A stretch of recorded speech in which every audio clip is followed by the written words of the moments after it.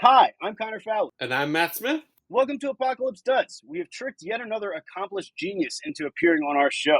We welcome our very first, but definitely not last, PhD, Dr. Henrik Wilberg. Thank you for your time tonight. Thanks for having me. That's right. Yeah, dude. I'm very excited about. The doctor is in, and you might be the smartest person we've talked to compared to Connor and myself. So great to have you.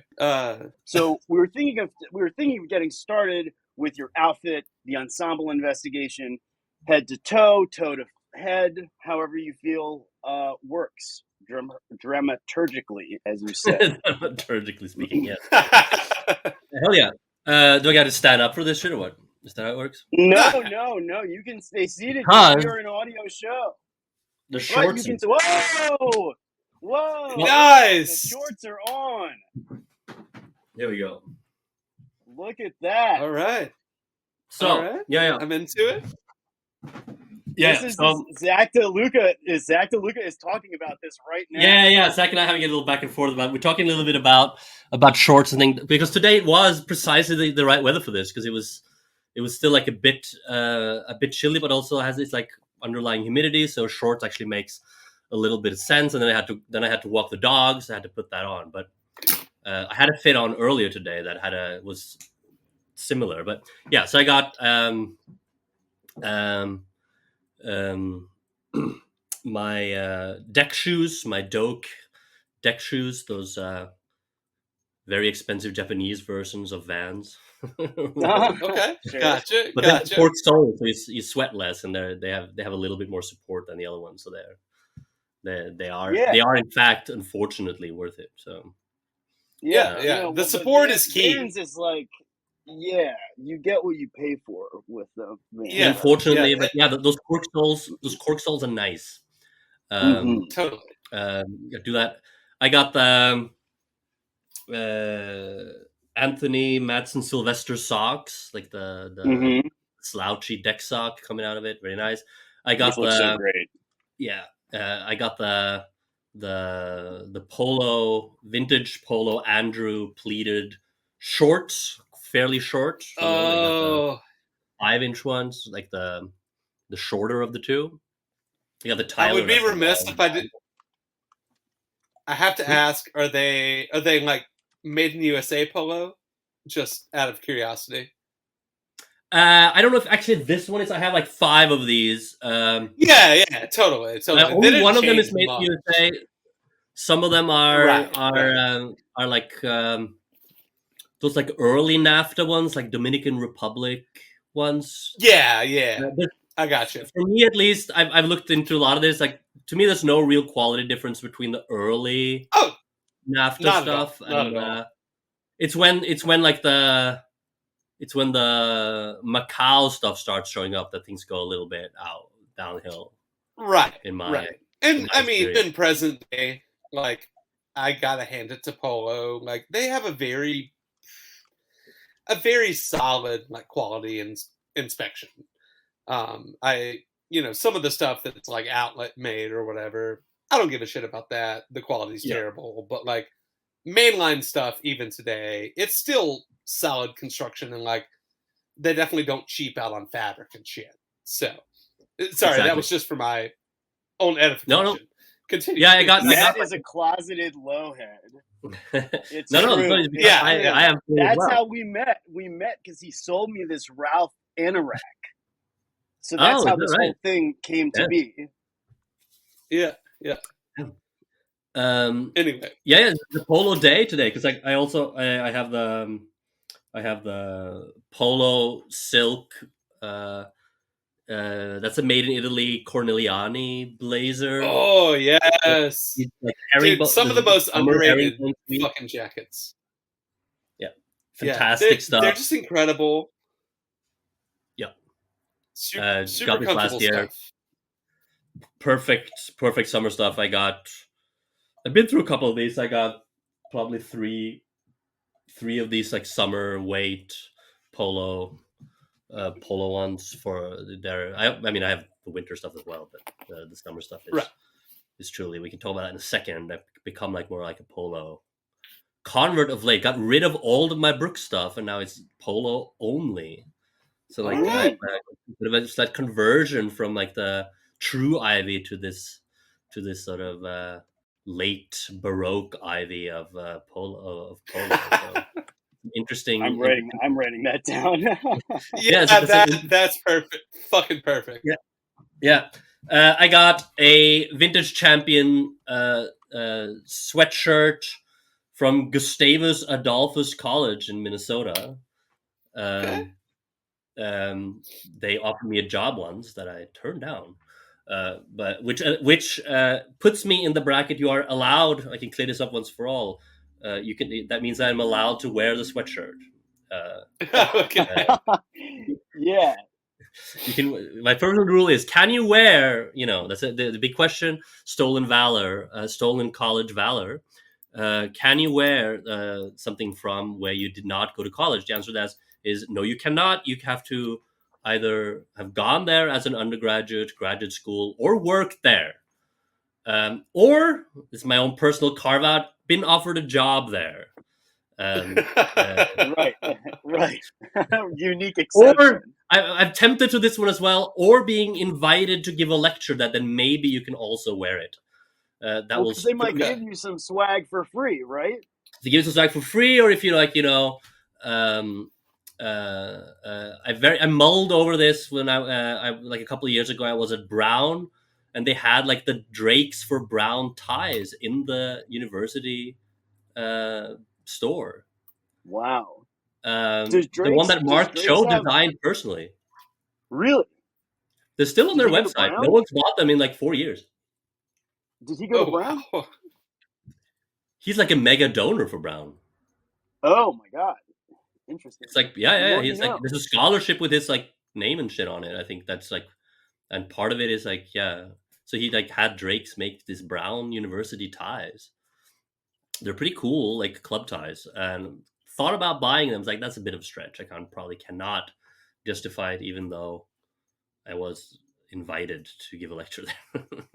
Hey, listen, you made a carve out before. I can do it again. But but those are the rules. But this is a nice vintage champion one, so that means I can have this. I got the.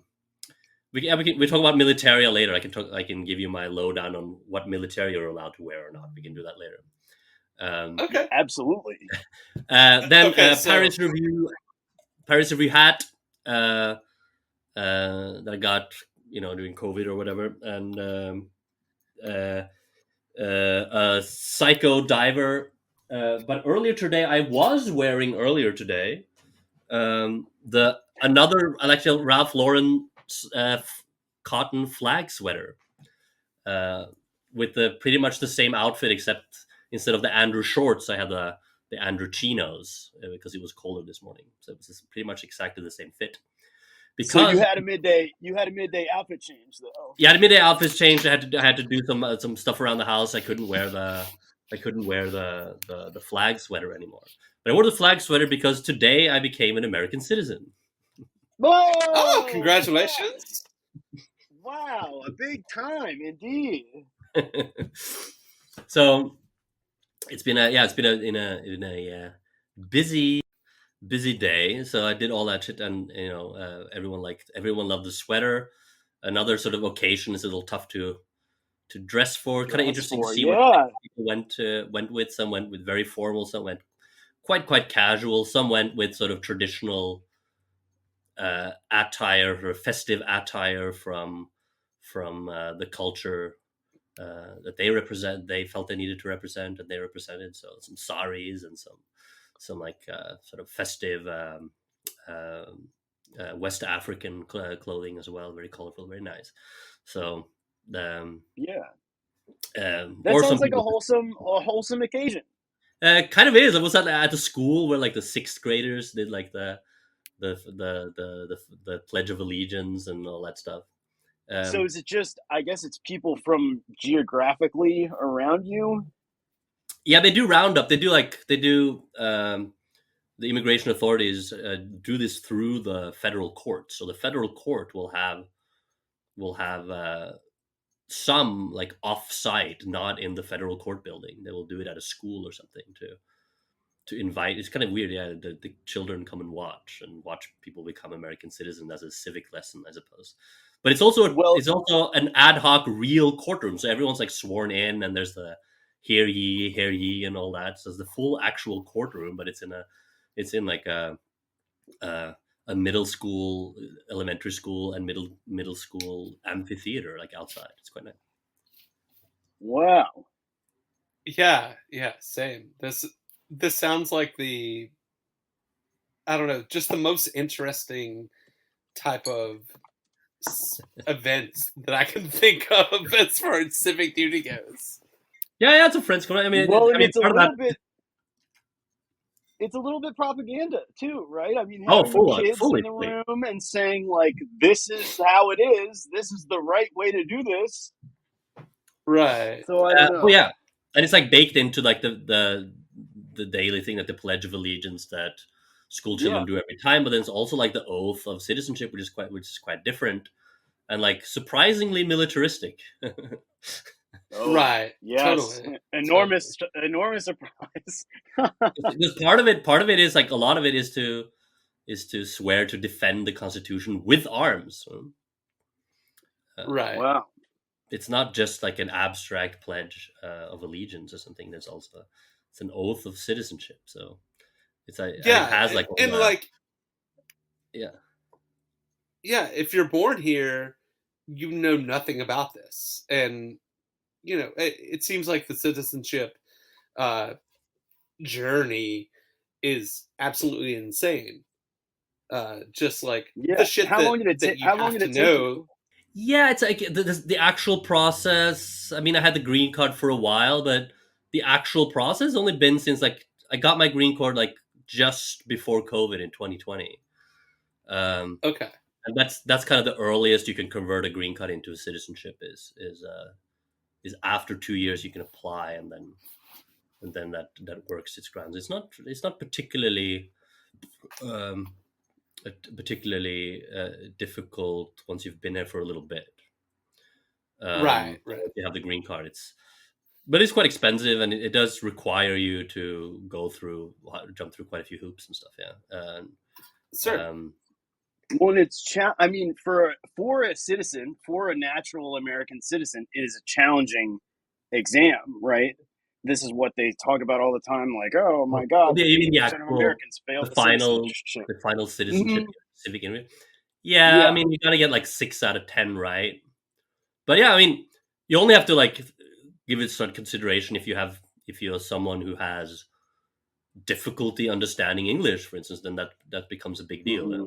Very, very. And I do remember being in the room with people who were in their 60s or 70s, someone whose mother was about to be naturalized, and they still have to know sometimes some very, very specific things. Right. Not too many of those are that difficult, but they can be quite specific. So some people need to get coached a bit more, but that was not the issue here.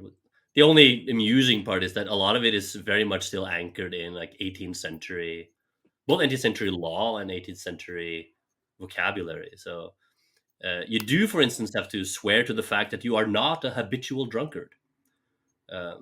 Wow. In those exact words. Legal those exact terms. That's one of the funniest things I've ever heard in my entire life. Holy shit. That is still part of the United States citizenship, that habitual drunkards cannot become citizens of the United States. Oh my God. Wow. So today you became an American citizen. Unclear. I don't know. It very well could be. So today you're a citizen, and in our time researching, we noticed that you have gotten around, for lack of a better word. Can you give us kind of a brief history of where you lived and where you come from originally? Yeah, I was born in Norway, and I went to school there, and then I went to college in Vienna, in Austria. Um, so I lived there for 6, 7 years. No, I think about 6 years. One Um, of the few or the only places I've visited in Europe, and also the favorite place that I've visited in Europe. yeah, I love that place, which I could go back sort of at any point. I mean, it's I'll get back to that when we talk about menswear biography and stuff. But yeah, Certainly. it played a certain role after that. But then I went to graduate school in the United States. I moved to Chicago, um, and I lived in Chicago. In fact, actually, in graduate school, I actually ended up spending most of my time back in Europe between Vienna, Berlin, and Paris. Actually, so it's one of those things that once you're in graduate school, sometimes you don't actually spend that much time at your home institution. But from about 2013 onwards, I think from about 10 years ago, I spent most of my time in the United States. Okay. Finished my PhD at Northwestern University, and then took a little time with that, and then started getting some academic sort of shorter term gigs here and there. In Indiana and in Chicago, and then before I moved to Minnesota in 2016 and stayed there for about 4 years. Yeah. Then moved to St. Louis during the pandemic, and then to Cincinnati now. And I'm an assistant professor of German at Miami University in Oxford, Ohio, just outside of Cincinnati. So that's how it goes now. Not tenured, but whatever. Hopefully at some point. Yeah. Talk about an insane system. I mean, we don't have to get into higher ed, whatever. But so I guess we can start sort of at the beginning with your growing up. Like, what did you see growing up, style-wise? I mean, that's really interesting. Because don't think about Norway now. I'm actually not quite sure what people's idea is, but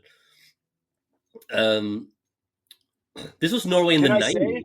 It's funny because someone did say, I think they probably have very trim trousers there. And I was like, I don't know what you're basing this on, but I kind of agree with you. Well, yeah, it's true that like the Scandinavians, but that's kind of the Swedes are mostly responsible for this, but for this sort of fashiony edge, that's how it goes. Mm-hmm. Within the Scandinavian brotherhoods of nations, the Swedes are the more fashion forward. The Danish are sort of the schlubby, more lovable ones, whereas the Norwegians are more the not quite with the times type of thing. But that has changed in a certain extent. But when I grew up in the 90s, nice clothes were almost nowhere to be found. Norway was rich back then, but not like it is now. Norway now is kind of a bizarro land where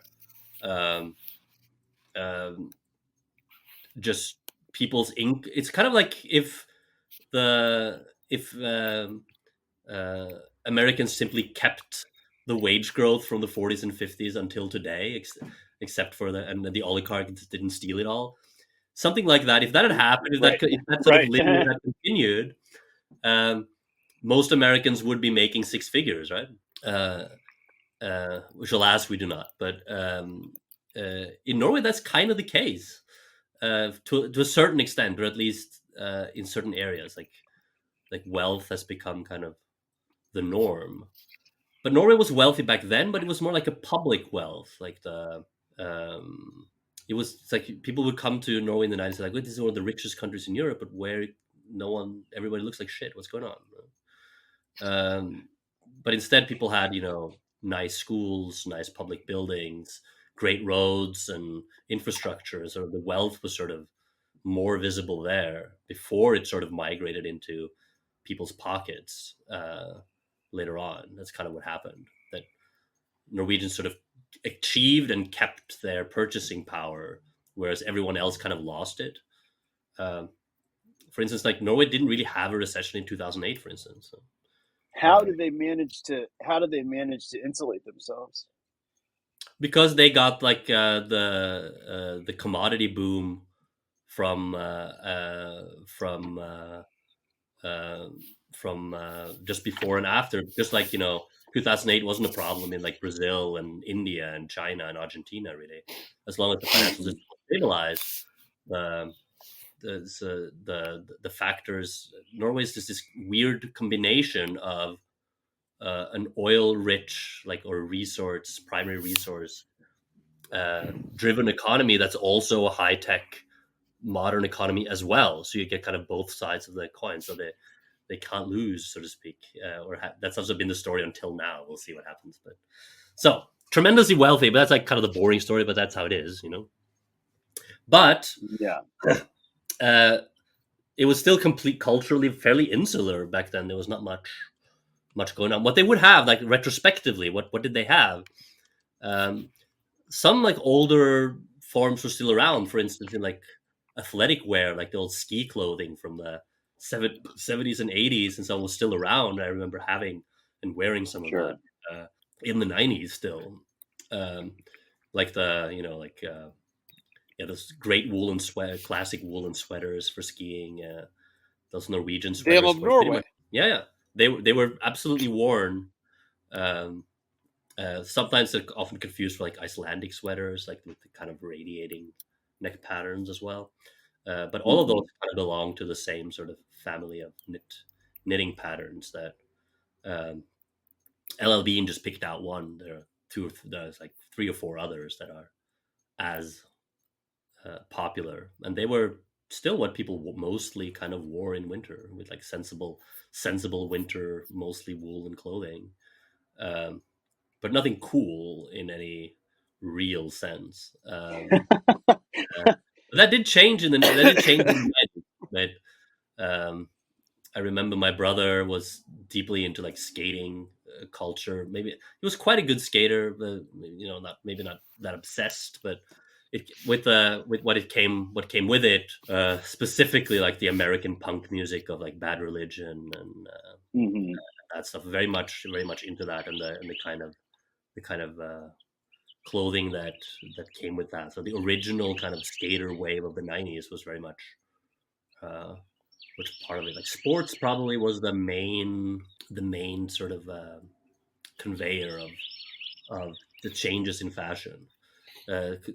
The other one was the drippings, or like the filtering through of like British sort of soccer or football terrace culture, and that kind of that approach to clothing, like the pre-Britpop, but also when the Britpop revolution happened, that was very much that, like Adidas tracksuit, Burberry hats, and all that. There was like elements of that when we went to soccer games in Norway. People who were sort of directly copying what they had seen going to soccer games in England, and and English soccer was extremely popular. It was kind of the only real sports that was on live TV that you could see on the weekends.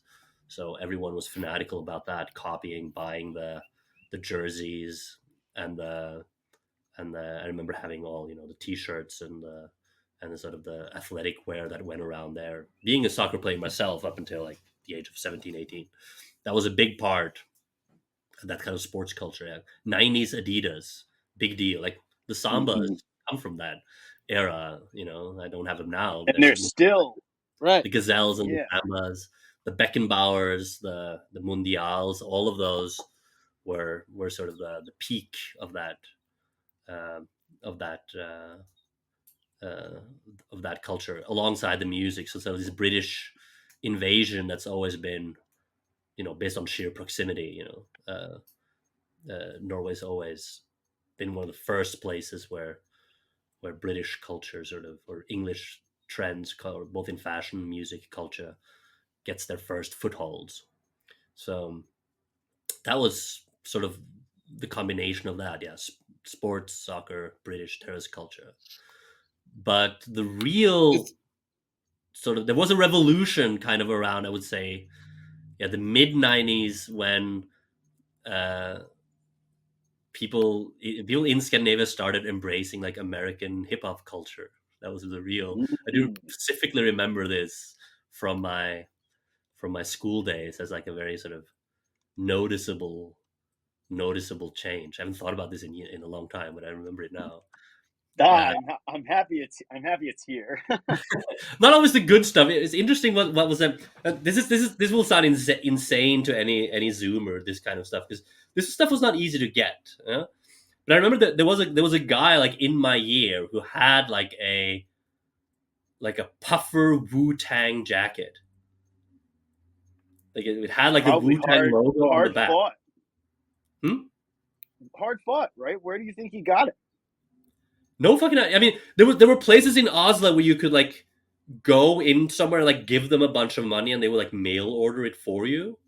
That's how you got like stuff, right? That's how you got skateboards. Like, there was nowhere else. You could have catalogs. There was a renowned hip hop or like a record store that specialized in the most recent hip hop stuff. And this is sort of how it worked back then. There would be like one or two nodes that would be very plugged into like American stuff. They would get all mixtapes, all new CDs, everything. You didn't really know what it was, but there was like one or two guys who could get that stuff for you. You could go there, you could take the train in there, you could go them and give them all your money, and they would like some months later you would get your stuff, or if they had something new, you could buy it right then and there.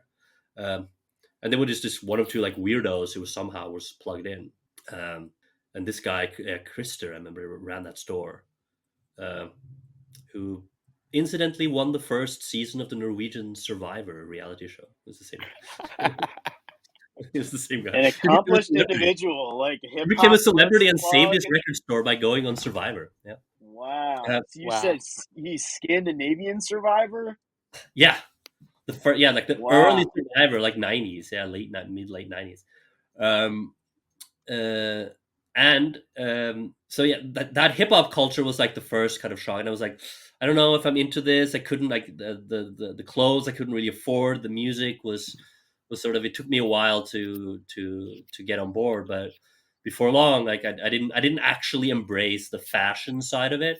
But I remember going and buying, and I remember like when like those mid-90s Outkast albums came out, like everyone would go on the train into Oslo and buy it, and then that would be all you listened to.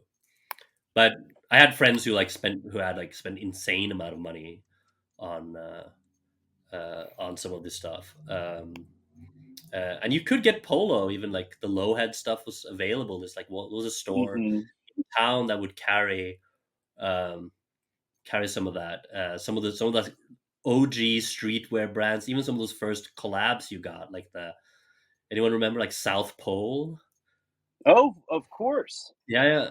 I don't know exactly where they're Echo, all of that. Yeah, absolutely. That was like my brother's scene. My brother too. Yeah. There was even a Norwegian brand like for like, they usually made like workwear and EMT type like rescue and fisherman's clothing called Helly Hansen. That got that got bought up by some Japanese.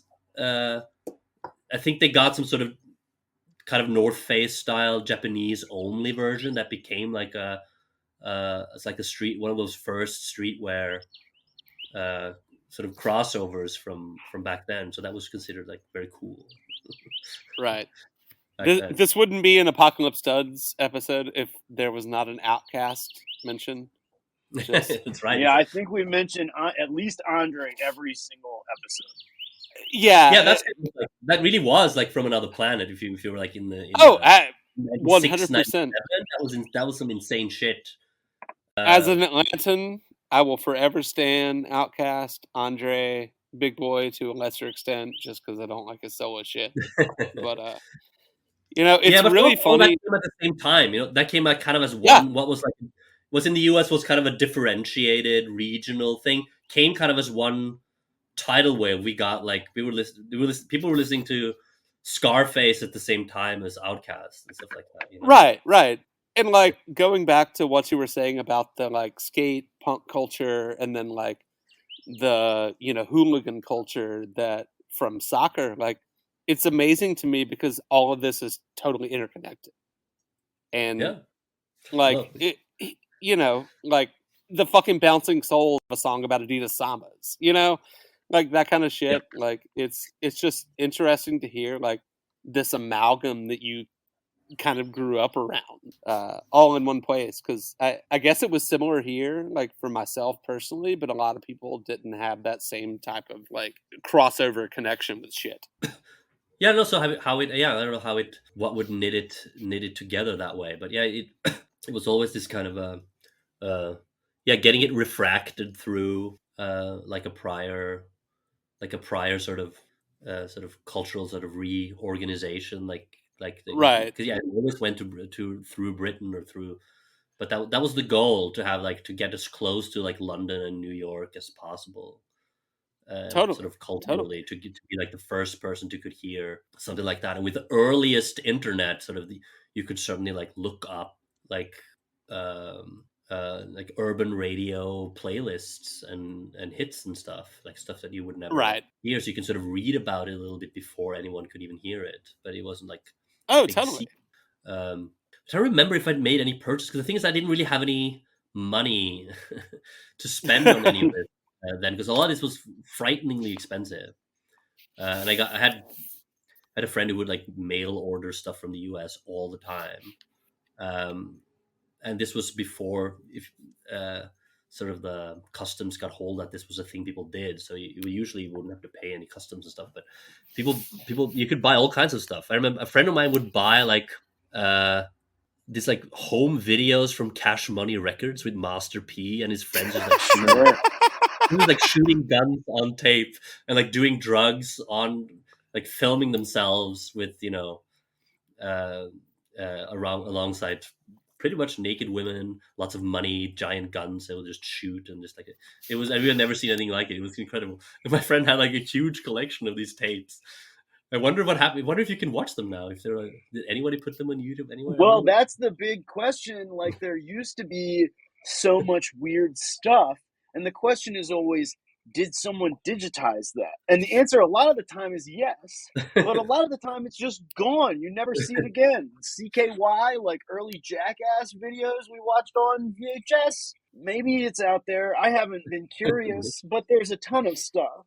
Yeah, it was surprising. Like some of the music, I even remember now some of the music that I was listening to back then. Is like you can't find that shit.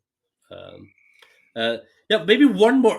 There's one more sort of cultural musical element, which was like specifically French in inflection, which was sort of like the house music and electronic music of the mid to late 90s.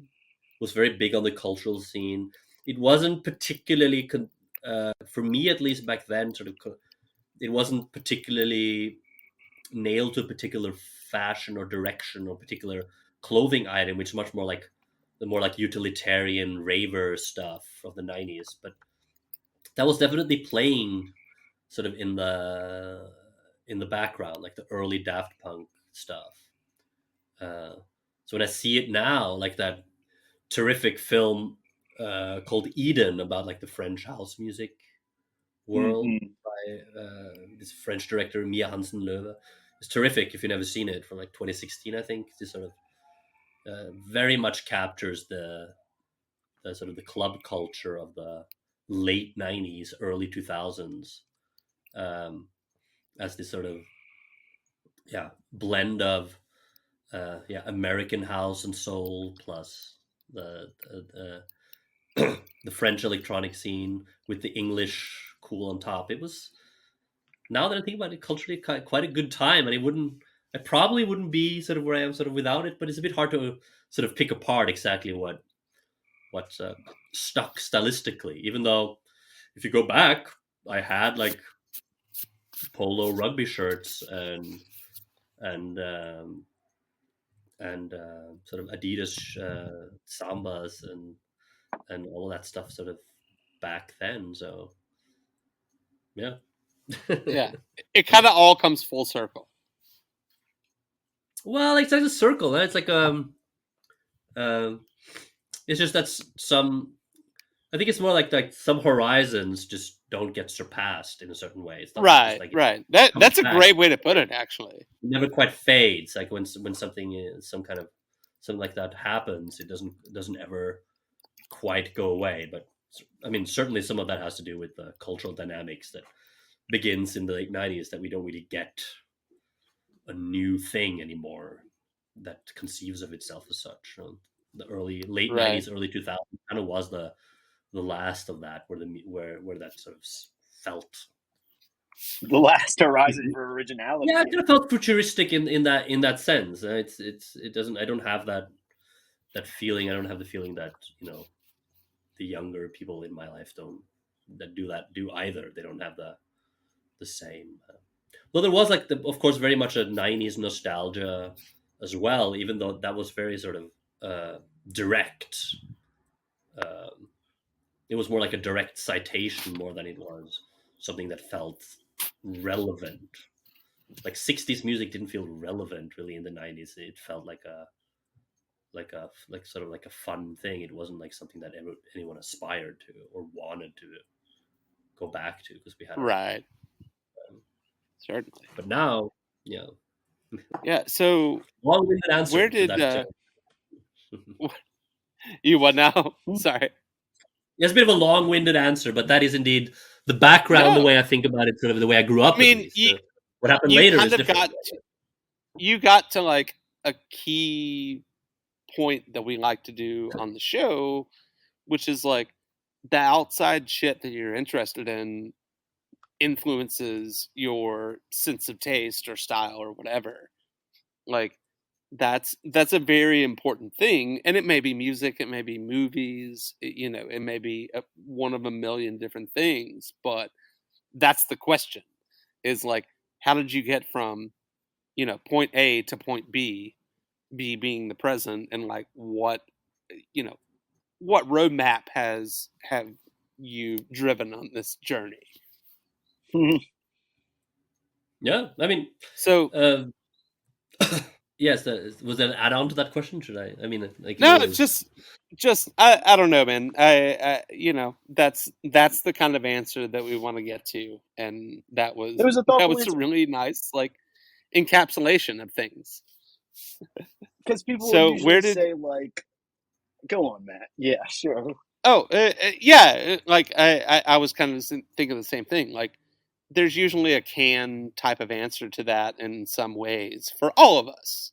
Like, my dad you don't talk about the suit, and I love the suit. Right, exactly. But like, getting to the core of like, oh, I saw this, and this, and like, even if it's 15 years later, I'm still thinking about it. It is such a nice way to approach shit, and like, it definitely plays a role in everyone's life, I think. But people don't talk about it. Yeah, no matter exactly what happened, sort of with it, I can sort of remember that there are this moment where there was something was redefined, sort of what clothing could be and what it could mean, and certainly that Wu-Tang jacket was was part of it. And I don't know, because that was like hot. That was like some of the craziest things I've ever seen, and that was something that right. I had no idea. There are like a few other sort of moments like that where you say, like, okay, I had no idea that clothing could do this or be this, based on what I had known before, and you sort of had to see it in real life to get there. Other than whether that's exactly for instance, my grandfather was a tailor, but that plays no role in. He was retired by the time I knew him, really, and right. Made mostly that is fascinating. He had a tailoring shop that did mostly workwear for a while, like an actual like factory making, but stuff for like cafeteria workers and stuff, like nothing cool. Right. Like nurses, scrubs, something like that. Maybe, I don't know. They had employees at some point. There must have been a name or a brand. I don't know. I have no idea. But he was like an alterations tailor that was already retired towards the end of his life. And he always wore like suits and 3-piece suits sort of around the house. Like every day he would like dress up and go to town and have lunch and go to a cafe and then walk back home. And he always had like pretty great suits that I don't know where he got those. I have actually no idea. Where my father would never wear anything nice, really. He didn't really care for that. He had studied in the UK, so he had bought some stuff there that was nice, but he didn't have any interest or will to do that. Whereas in other parts of the family, there's a bit more, maybe, of an openness to that. My uncle he died a couple of years ago. He was a kind of well-known Norwegian architect. He probably would have been a lot more well known if he hadn't spent like 10 years as a Maoist in the 70s or in the 60s and 70s. Hampered his career. But his house was like full of cool shit, like classic, proper mid-century designer furniture and stuff that he had collected over much of a lifetime. So I remember, being around some of that stuff. Kind of, I don't know, who like lived in a house that was like unlike any houses that any of my friends or that we lived in or anything. After my parents divorced, my stepmother was an interior designer. So my father like married someone who was an interior designer. And then also like there was a very different life space going on. She had like a Mies van der Rohe chair, like original, it's still in that house. I wonder where that is, but a couple of those chrome and leather things, and some truly wonderful pieces of furniture that I kind of grew up on before I really had any conception of sort of what that meant. But I think later on I sort of, okay, that makes a bit more sense now that shaped the taste in a certain way. The things had to be a certain way, and just eating your cereal on a very nice chrome and glass table. It was nice. Yeah, it was nice. Being taken to this like furniture shows around Scandinavia, for instance. So yeah, I must have picked up something, but I don't really remember that. But that was certainly in the air. And there's also the fact that even at my mother's house, it was not. She was a primary school teacher. There was still like this like original like 70s 80s IKEA furniture, which is insanely expensive now if you kept it. Right. Sort of the original IKEA hardwood IKEA stuff is terrific. So there was that as well, even though that was decidedly sort of normal stuff to own and have at the time. Right. Yeah. Even now today in my living room downstairs is like a kind of like a knockoff of the Ekornes chair, like sofas that I remember from the 80s that a lot of people just had, but now they have sort of been elevated into sort of Scandinavian. They call it mid-century, but that's definitely like a 70s and 80s thing. Yeah, they put them in the museum. But they're now like frighteningly expensive, and it's funny how that works. Yeah. So those things, and you can still, people give those away in Norway now to this day. You just get rid of it. If there are any mid-century furniture dealers listening, book a plane ticket to go to Norway. And the proper mid-century sort of caught up a little bit, like the actual like 40s and 50s Danish made stuff.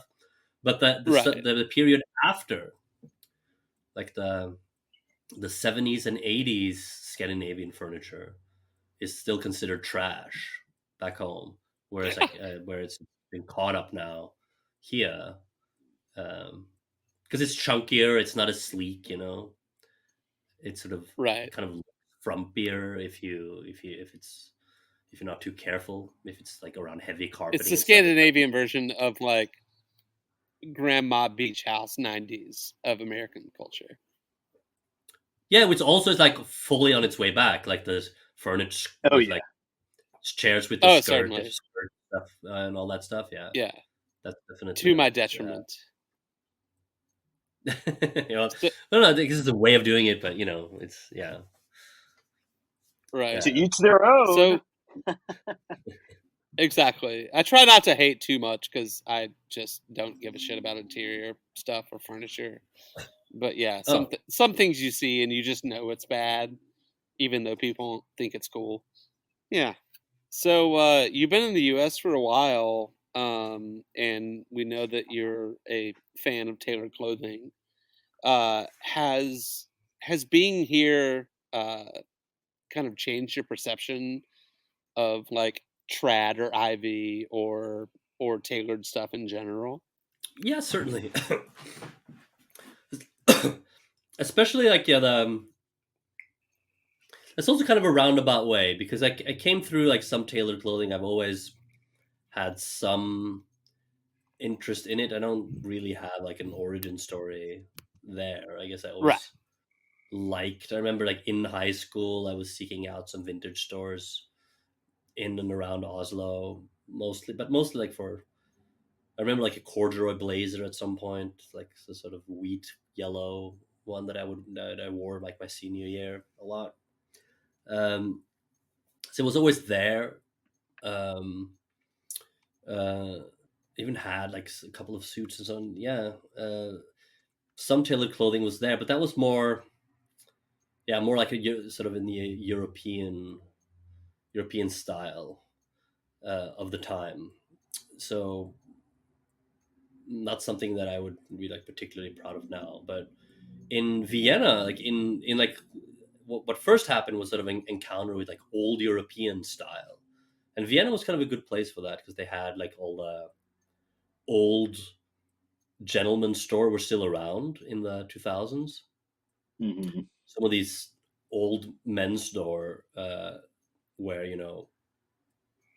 there's nothing on the racks. You have to like talk to someone even to get to see anything.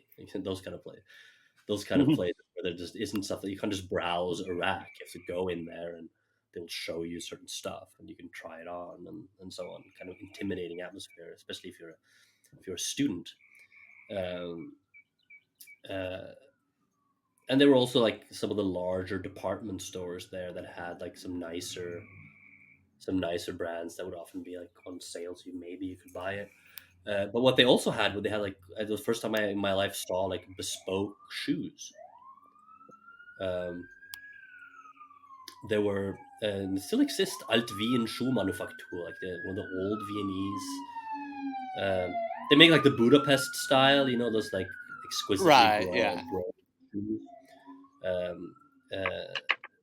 In like a almost always like a thick sole and like a pebble grained leather. Terrific stuff. And I remember always like going home from bars and parties and walking by those workshops and stores that had like those most exquisite shoes in the windows. Like that, did not really know that shoes like that existed and that it could have been made bespoke. That was a mind-blowing thing. But that old world style was sort of still alive to a certain extent. With like the older bourgeoisie in Vienna, you could still see it. And if you went to like the concert hall or the museums, you could see some of these middle-aged people still engaged in this. Like I think to this day, like the brand that makes those expensive green Loden coats are still there in Vienna in the main street there. So all that is to a certain extent survived, but now it's been mostly replaced by designer stores for Eastern European shoppers. I think the classic stores are no longer there. This exquisite mahogany, gold, brass interior, something that was something now out of a different world. But that was sort of on my radar. I couldn't afford anything.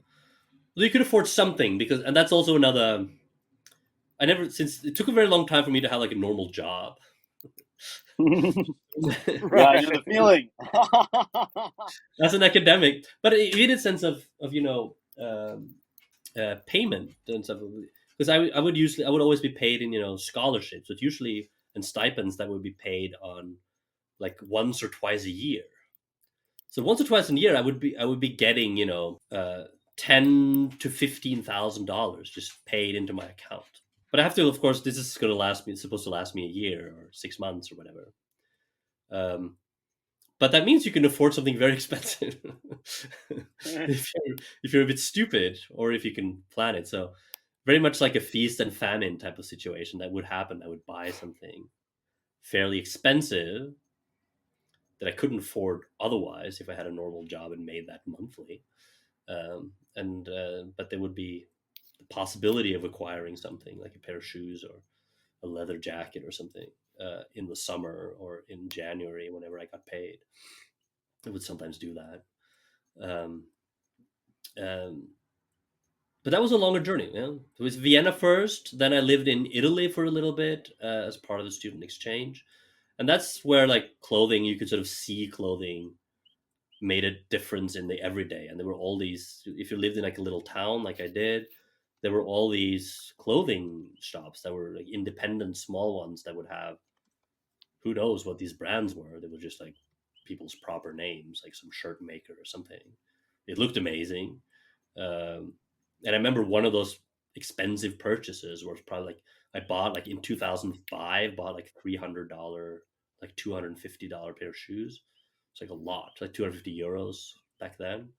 Big like money. For like a pair of like very nice Chelsea boots that lasted me like a decade, I think.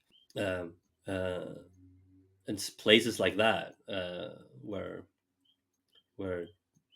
I would buy clothes, most of my clothes from these like smaller shops. You sort of had to like pay attention to some of the details. They would just have like maybe 3 pairs of trousers in the store, and it was like, okay, which was sometimes I need a pair of trousers. Like, okay, I have to figure out which one I want of these. There wasn't like in Italy, like there wasn't, unless you went to like a shopping market stuff, like big chains were usually banned from city centers, so you couldn't buy anything like H&M or something even into the mid to late 2000s. They wouldn't have them. So they were all like smaller independent stores, and you could find all kinds of interesting things. First time I saw like proper linen tailoring or something, I couldn't believe this stuff existed. That was Perugia, like Central Europe. So, but I went to Rome as well. Went to Rome. There's like the famous street that has all the shoemaker, like the bespoke or expensive shoemakers there. And it's like, I could not believe this stuff existed. But that was Truly, like just for the eyes. I could not afford any of that at any point. Yeah. But there was like a North Star, you know, this is what you want. Mm-hmm. But in America, I remember when I moved here, it was difficult at first because I didn't. Where is this good clothing? And Chicago had like a couple of old school stores like downtown or on the Michigan Avenue, but there was nothing nice to be found anywhere. And I had like real difficulties like even finding clothing to buy. You had to like go to like a Nordstrom's or Macy's, even though that was like better then than the disaster it is now. It was very difficult to find. The only thing I would buy was like Ralph Lauren at like Macy's in the early years. And see, we come back again, right? Yeah, but I know it was easy. It was by far the best thing in there. You would like walk into Macy's in 2008, 2009. There was literally nothing else. What are you going to buy? Like Hugo Boss or something? Of course not. No? Right. So the very few things I bought, but given the budget constraints and stuff, that I could find nicer stuff vintage, and that was around the 2008 recession was sort of when the vintage boom began in earnest, right? I don't know if you can sort of recall exactly, but there was a lot of vintage stores in a more elevated, the first sort of elevated vintage stores started appearing that had like a real curation, started appearing in 2008, 9, 10. See, we almost have a question about this very thing. Yeah, is that where your interest in militaria comes from? Also, like no, actually, yes, but that came later. The what I bought there was like wool cardigans, Harris tweed jackets, and like quality sort of coats and clothing that I couldn't really find anything good. they couldn't find any of that stuff retail. Right, This is like right. the 2010, 11, we'd be like the 11, 12, 13 is like the height of like slim fit stuff. Yeah. J. Crew was still, above and beyond. J. Crew was the only place you could go and buy even some Banana Republic to a certain extent still in 2008-9 was acceptable. Well, right, yeah, totally. Yeah. But at the very beginning, before they did the Mad Men collection. Yeah. First pair of selvage jeans I bought was from Banana Republic of all places. I still have them. Oh, dude. I know people that have been taught about the Gap selvage from that time period. Yeah, like, they have the fades on them are insane. I will never approximate. Oh, they're nuts. They're nuts. And like, not to knock it, but like they're also one of those companies that doesn't really skimp on fabric. And so if you buy back then they bought the Kurabo denim shit that everyone got. Right, they didn't contract it down yet, so you could get like the early Gap selvage was like that as well. Yeah, they were just shopping from the same pool of shit as everybody else. They just bought way more of it than everybody else. Yep, and they were $50. They were $50. Right, exactly. They were accessible, which is unbelievable. Yep, they were Kurabo denim selvage for $50 at the Gap in like 2011, 10, 11. Yeah. Yep. That's when I was just sort of getting started. Yeah, I mean, I remember what the tags look like. Yeah, I got them right here. Let me show you. Oh, really? I destroyed mine. I submitted them to like Heddle's one, and they were like jeans of the week or whatever. That's fucking insane! Holy shit! Yeah, those are wild. Nice. We got the whiskers. We're gonna need a photo of those. Yeah, and it's got like the selvage on the coin pocket. That is insane. It's so dumb. Yeah. Oh, yes. And the waistband too. Look. Yeah, right. I remember that typeface. Classic. They're slim straight, but they're not too bad actually. They're still wearable for me, but they've been repaired a couple of times. But they're like we're gonna need a photo of those that we can post just to. But yeah, that was just to hype it up. I would wear that. I would wear like a Harris tweed jacket, a vintage Brooks shirt that I would find. Although I bought the non-iron Brooks for a while because you could get that at Salvation Army for almost no money, and they looked quite alright under like a sweater. Right. It took me a while to sort of catch on to the proper Oxford cloth stuff. You just sweat if it's non-wrinkled. Yeah, no, I mean it's like gross, gross sweaty collars with a sweater on top of a plastic shirt. Yeah, especially if you wore a tie and you had the sweater on top, it would be like a oof. It would be like if it was like 0 degrees, you would be fine. But if it was a normal temperature or normal Earth temperature, you would be fucked. Yeah, disgusting. So yeah, I had to like learn to take proper. I had to like have them like professionally cleaned, otherwise they wouldn't. Yeah, it was terrible. That was weird. Yeah, those were the days. But, yeah, that was like kind of the uniform there, and I had like a couple of like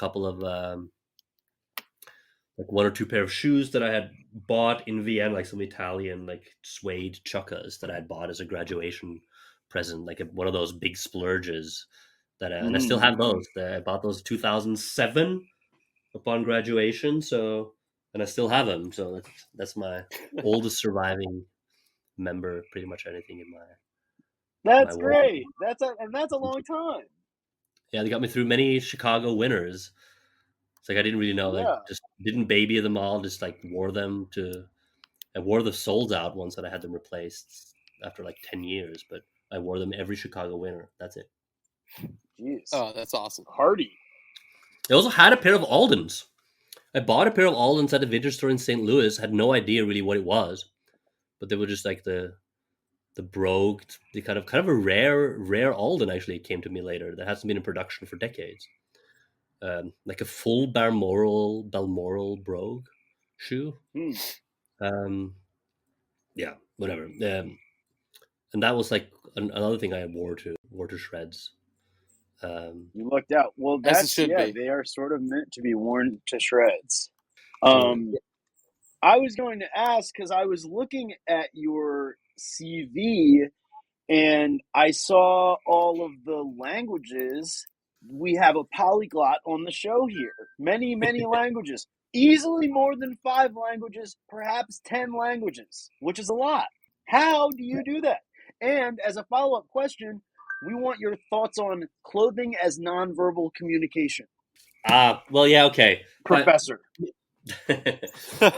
Well, yeah, languages. I mean, the language stuff is okay. That's kind of been my thing. It's your wheelhouse, you could say. But yeah, you know, it's wasn't always what I sort of started out doing, but yeah, one thing led to another, to put it that way. So, but also it was like a conscious decision from like my early 20s to like, okay, I gotta acquire as many languages as possible. One of them, of course, if your mother tongue is Norwegian, spoken by like 5 million people, not a lot. So you gotta put in some legwork, and something other than English. Oh, I see. I see. So you had to. Yeah, well, not really. The problem now is like more Scandinavia too. To nowadays have gone kind of the way of the world that they're amazing English speakers kind of all over Scandinavia, but they're no longer that great at sort of German or French.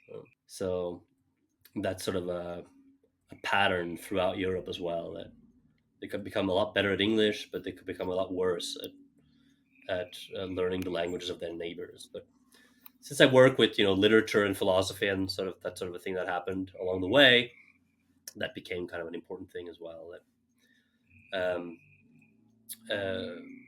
But it does infuse kind of everything. I mean, sort of Italian stuff has kind of been made my own. I love it from the inside in a certain way. Same with French and so on. So all this kind of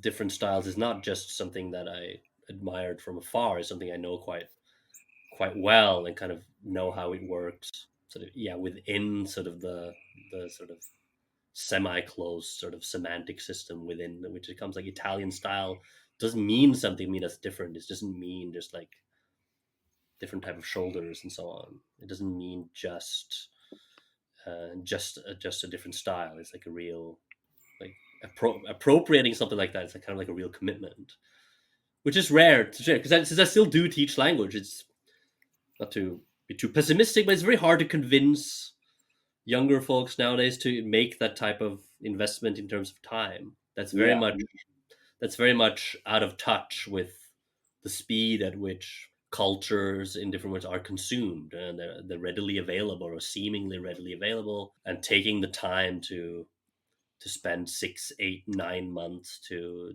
get really on the inside is like it's a very hard sell nowadays. Students do not do. I feel great shame about it. People do not do. Students almost never do a year or study abroad anymore. It's hard to get them to do 6 months. You can maybe get them to do a summer program now, which is next to useless in terms of. It's not enough time, certainly. And they're not in school, so they're just doing some sort of curated program for them instead of the real deal, which is you better find a place to live in Italy in the next few days, otherwise you don't have anything. So right, yeah. There's the phone. You got to call up some random Italians and convince them to live with you. So here we go. You on like 4 months of Italian. There we go. Stuff like that. Yeah, yeah. Well, and then you learn it. Well, yeah. Then you learn it, but then it becomes sort of a part of. I mean, 4 months in Italy versus 4 months at a university doing an hour or 2 a week of Italian, right? You're gonna learn in Italy, most probably.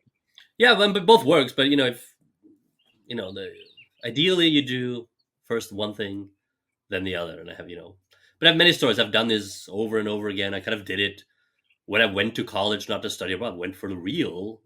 I did it in a language I didn't speak German that well when I moved to Austria.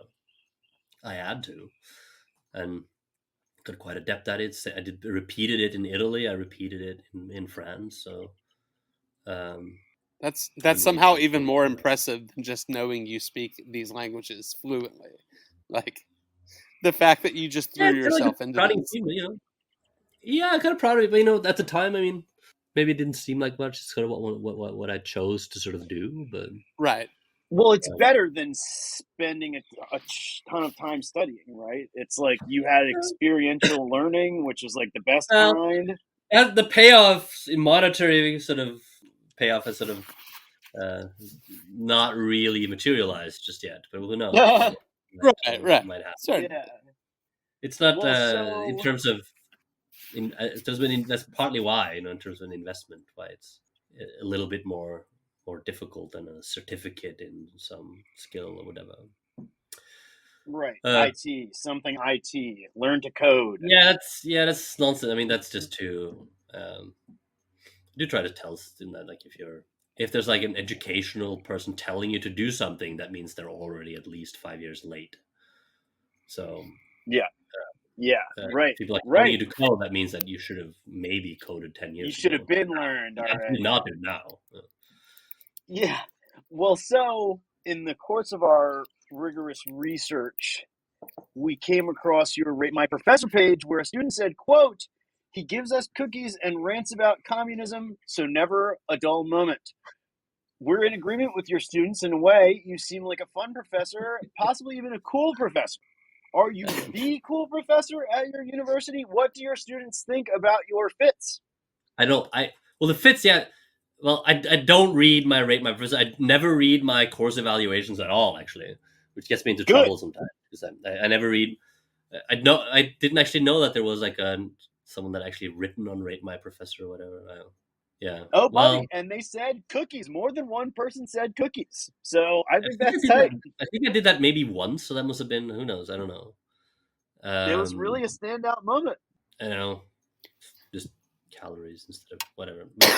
But yeah. I know it's kind of transparent, I guess. Like one time I did, but it was all right. I don't know. There is at Miami there is a WhatsApp group dedicated to my fits. I know this. Someone student told me. Modest. I thought you were going to say nothing. I thought you were going to say absolutely nothing, and here we are. Oh my god! So whose WhatsApp is it? I don't know. It's like among students. Apparently, it's been like, wow. So they're like spotting you on campus and shooting you. I don't know. No one's sort of shown me exactly what it is, but it's like where that my fits are being discussed in group chats on campus. Yeah, I know that. Dude, that's fucking amazing. They probably have cool nicknames for you. Well, I don't know. I mean, and there are students who come up and they can say like or something that they do remark upon it, and I was like, oh yeah, I didn't know you could like just do it, and people take notice and are interested. Yeah, but I don't know. You bring it sometimes. I mean, it can be one thing that makes a connection, maybe, but I don't know. It's never thought. There's maybe the advantage is that the campus is like kind of a place where you can still wear like some form of tailored clothing and no one will bat an eye. Like, no one will ever give you the question of why you're so dressed up. If you're a professor, then I guess that's what you do. Since in terms of hierarchically speaking, like you're in the classroom, you're the only one. You're the one there. The kind of situation that you're in the classroom kind of justifies any kind. Be completely casual. You can wear a tie. It's not going to be weird in any way because you're kind of singled out anyway by virtue of being right the professor, the person who teaches the class, being the instructor on record. You are sort of set apart in that way. No matter what your pedagogy or teaching style is, you can do whatever you want. So there's always been that kind of freedom and that the sort of choice that I can wear on any given day what works. There's never ever a need to even consider the context of that. So that's fine. That doesn't bother me.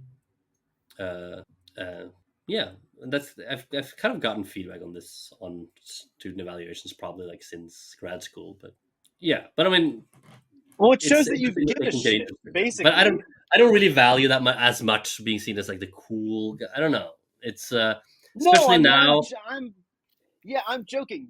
I'm not saying do you consider yourself the cool professor. I'm saying do your students think of you in that way?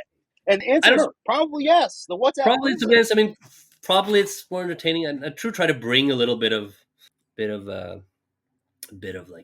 entertainment value stuff into it. But I mean, I do ask students to do difficult things because that's part of my style. I'm not like someone who's like giving them like an easy time. It's like I ask them to do very difficult things, but I'm also trying to be more chill about that, even as I ask them to read something completely insane.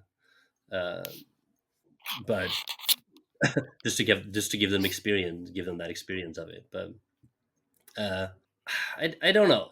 I certainly am kind of aware that I'm a sort of in the process of losing most like direct cultural connections to people who are like 18, 19. That's like that you're almost that you're gap about to go over the horizon.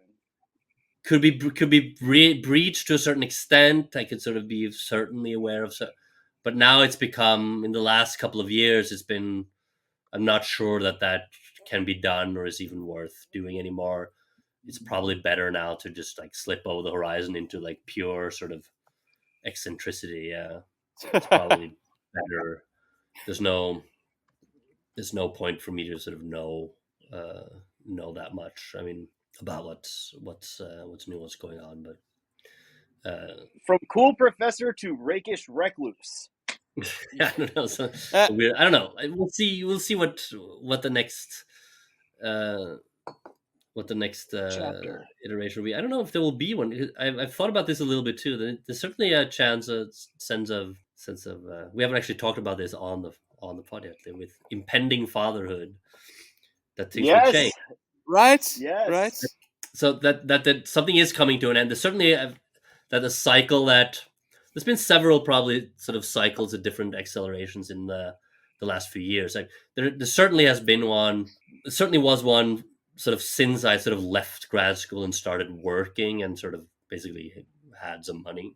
There was certainly a cycle that began then, certainly accelerated in 2020 through the pandemic. We had like a lot more time. That is sort of when my social media thing became somehow noticed by thousands, which is weird, but legitimized in a certain sense. It was like something you did, but then so it certainly accelerated since then, and there's been like a continuous process of I put a lot of work, money, and sort of sweat equity sort of into what is sort of trying to get things the way I wanted them. With your coming blog, to a close right? now, in terms of the frequency of that certainly coming to a close now. I can certainly feel that, like I got rid of a bunch of stuff just lately. For instance, like getting rid of like a lot of the classic Ivy style stuff that I had. Like I got rid of 7 Brooks sack jackets, 3-2 like perfect iterations of everything. Because I was no longer interested in that particular pure Ivy style form, and I swapped it out for like like I said, like the more Baroque 70s, 80s, and 90s Ralph Lauren stuff. Yes. Kind of tend to prefer sort of the kind of a reversal of that argument. Who is it that basically about Ralph Lauren's sort of seminal moment was sort of selling the fantasy of the wasp back to the wasps themselves. Right. So this sort of shift, and that was like the shift from the original Brooks Brothers to the Ralph Laurens of the 70s and 80s was this moment where somehow it was possible to sell that look to the originators or sort of those who were the custodians of that particular tradition. Well, I think I agree with Ralph in sort of sense that the 70s Ralph stuff is better than the Brooks Brothers stuff. Agreed. Precisely. Also agreed. Because it absorbed. Yeah, better for not just, it was kind of maybe probably always better in terms of purely in the pure stylistic sense, but I think it's better also if you're like interested in the preservation of trad. That's the better version to aspire to. Right. So everybody buy Ralph stuff and not Brooks Brothers. This is a Ralph Lauren. Our vast listeners. But maybe the shirts. I mean, I think I'm still going to keep the Brooks shirts. Yeah, the Ralph shirts are kind of all over the place. Well, here's they also don't have a thing. pocket. The Ralph shirts don't have pockets. Don't have a pocket. can't It's handle it. dastardly. It's horrible. I have like probably 6 or 8 of them here. No chest pocket. I don't like that. I want to put my phone there. Yeah, but that's correct. Yeah, sort of that. So I guess that's kind of like the, not just like liking Ralph or like looking at the fiction, but sort of kind of understanding the Ralph Lauren turn in the 70s, when you really understand what it was and how it related to what came before. So okay, it's like, okay, yes, that is actually the better version of American style, when it's like slightly slightly over top, like it's slightly on like the decadent, or even a lot like over on the decadent side, Exaggerated. Yeah, but for understanding, like, like the best, like maybe like the best Western films are the John Ford ones, but the better ones are still like when things start to get quite messy in the 60s and 70s, where Right. where it starts to get grimier, dustier, bloodier, and like less of a clear moral compass. Than American film is kind of the latter end of the golden age is often, to me, like more interesting than the actual sort of moment of dispersion is often more interesting than the actual heyday, I think. Right. Yeah, the film analogy really fits. Like, if you know anything about American Western film, that's a great encapsulation that I've probably ever heard. You can see it in like late John Ford himself, that stuff starting to happen. Right. But it's like, and maybe like there are some other stuff, but yeah, you get the grittier period. There would be no Tarantino without that period. Yeah, of course it said, and it which takes us back to like the 90s version of that moment. Right. Certainly. The love that still have. I was watching some Tarantino films like just the other week, like True Romance. The first time I'd seen that probably in 25 years. Oh God, yeah. It's terrific, absolutely terrific. Like all the details that didn't seem that important then, but sort of it was absolutely terrific, and it was like a phenomenon that it's hard to describe now, like exactly what those films meant and the kind of cultural impact they had, both stylistically too. This kind of freewheeling, slightly sleazy, absolutely kind of open, but yeah, it's a truly great moment. I enjoy coming back to now. Oh, totally. Now that I'm that sort of can look back on it in a different way. I love it. So that's kind of Was it military stuff you still want to talk about? That was kind of a moment, I think. I mean, yeah. I think we've had a lot of good ground covered on this, and yeah, we guys are coming into an hour and a half now, but no, it's awesome. Yeah. If this is our longest episode ever, I'm here for it. Yeah, sometimes you can get stuff, but yeah. But there is that also with film as well. This can be the one thing I'd add about military, because that's sort of what makes American militaria good, is that it has been sort of laundered through new Hollywood cinema of the 70s. Totally. And that's like the real difference between militaria here and military in Europe. In Europe, it still has, even with the best of intentions, like it often has like some very bad connotations that hasn't really been worked through it. Either it's like the military surplus that I remember, like when my brother was in the military, you could buy these sweaters that are very warm, but they don't look particularly great. I don't like, despite people liking some Swedish military stuff, I don't like it very much. All the NATO stuff, I don't like it. Some of the French and British stuff looks cool, but it's like, I don't know, man. There's no, I don't find that there's it hasn't gone through that cultural refining process of cinema. It doesn't quite have the same panache. It doesn't. It has like, there's a little bit of it in like some like 60s French films about Algeria or whatever, but not really. Right. It doesn't look the same way. It didn't have, and a lot of that stuff just simply didn't happen. Like that integration of military wear into the counterculture movement never happened. So Right. without that sort of cultural reprocessing, then I don't find it particularly attractive. So, but for me, it kind of has to be American military. Understandable. It's because we're the best. Yes, we are. Now we you too. Indeed. Now it is your day to say we, which is fucking awesome, man. Yeah. Yo, amazing. we're definitely gonna have to have you back on to talk about all of the other shit that you bring to the table that we did not even discuss on this episode. Yeah, there's a couple of moments that, like a couple of moments of synthesis, like discovering like Drake's in 2017 and stuff. Totally. Okay, this is how you can articulate these things together, but only then, and this is maybe interesting to end on, like only then, like 2017, 2018, only like a few years ago, did the internet really play an important role in the development of my personal style. I didn't really take. So you weren't like a Tumblr. I was never. No, I had no internet presence of any kind, really, except like having. Because we probably would have known about you. Yeah, I sort of completely missed the train on that. I've never had. I didn't really even know what Tumblr or any of that stuff was. There was like a vintage guy in Chicago who told me about Pity Uomo, what that was, and showed me some pictures. Mm-hmm. I was like, this seems like a lame part of Florence. I don't think.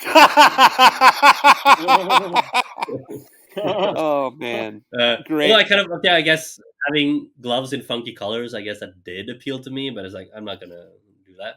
Yeah, you're lucky in a lot of ways that you missed this whole. I mean, I am very fond of it because of the time period and because of my placement in the blogosphere, but it's almost a little bit. I don't know where these people are. Yeah, it's right. It's a little more pure that you just completely skip that whole internet menswear obsession. Although you might be hitting it at the right time because that shit's coming back. Yeah, I don't know. It's like the arriving late to the party in that sense. I never. You're probably but better. I was around it, around some people who were, I guess, big online, but I didn't really know that was a thing. So yeah, I didn't order buy any clothing really online until like maybe 6-7 years ago. It's the first time I even bought anything that wasn't in person. But maybe it would have been different. I don't know if there would have been a very well. I think you're at the precipice of the second wave of internet menswear culture. So we're going to have you on after you've gotten some sleep from being a new dad in a couple of months, and then we will. Well, that is then we will see. The sort of this dad turn will be an interesting one because it will. Yeah, I will not purchase any clothing for a long time, I suppose. Totally. Part one. Totally. Well, and it will be a different kind of thing. Yeah, but I think I'm ready to. I've been working towards this for a while. Since I'm not like kind of that gluttonous or in terms of my consumption was almost never sort of something I enjoyed. Right. It was more like an obstacle. Sometimes travel is a bit like that. You travel to see new things, but at a certain point you travel so that you don't have to do it later. Certainly. Like a lot of the stuff I buy, I buy it now so I don't have to do it later, which is usually vindicated because I recently looked up what one of my Filson bags now cost that I bought in 2014. It's frightening actually that it's like more than double now than what it was back then. That seems insane. Inflation, we're baby. Strapped in too. Yeah, we're ready for it.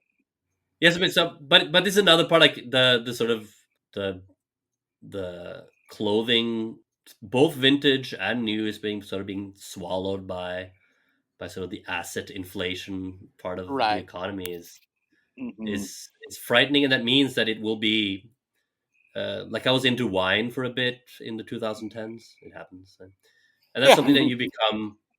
The best things to drink are no longer even remotely affordable, but they really used to be. I mean, you could buy some of these bottles in most good wine stores in American cities, like not that long ago, for like something that you could splurge on for a celebration or something. Right. But now it's just the best things will just are completely out of reach for someone who isn't even like actually wealthy and not just upper middle class or whatever, let alone for someone who's like stuck in the stagnating millennial the sort of low wage that type of lifestyle. So a lot of that, so clothing will go the same way. So I did as much as I could while I could, and now it's probably close to over, I suppose, in terms of real acquisition above a certain level. I think that has reached its the end of that cycle. I don't think that this is that then it's not, if it's it's about to just also disappear over the horizon. And then people always say there's going to be other things, but I'm not so sure. There's we're sort of running once we push through the 90s in terms of vintage clothing, there won't be that much that would be right. possible to push back through here. So when J. Crew Ludlow suits are trendy and vintage, I'm gonna fucking walk. What I want to know is, where is all that lost J. Crew catalog stuff from the 90s? Where is all the vintage stuff of that? I never see it. I see a fair Probably amount destroyed, or I think like a lot of on things, a beach in some country. You have to think that they weren't as widely distributed.